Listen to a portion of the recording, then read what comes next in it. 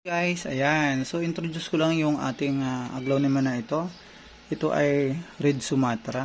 So, medyo ganda-ganda niya guys. Nalapad na ng dahon. No? Kaso lang nabili na ito. So, ayan. Pakita ko sa inyo yung kanyang napakalas na po niya.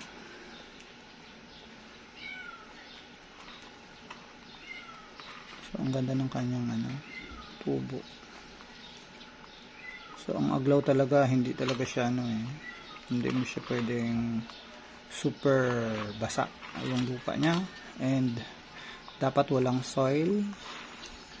Ayan, sa ating timpla dito ay 70% ang rice hull. Then, meron tayong 20% na coco peat at saka yung dagdag doon ay meron tayong minsan nilalagyan ko ng loam na mga around 10% pero minsan wala din. So ang ano lang dito ay nilalagyan ko din siya ng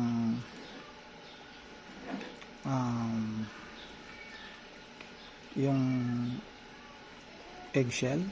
Yan, maganda rin po siya. And pati yung pumice. Yan. Then meron akong ginayat na ano tawag nito? Coco cubes. Yan. So yun guys. Then kasama na yung ating dito, yung ating molasses sa pandilig. And yung ating FAA or fish amino acid. Hinalo na po yan doon during yun na yung pinaka para mabasa yung natimpla nating mix soil. So yun guys. So I hope na nagustuhan nyo ito. Yan. Yun lamang po.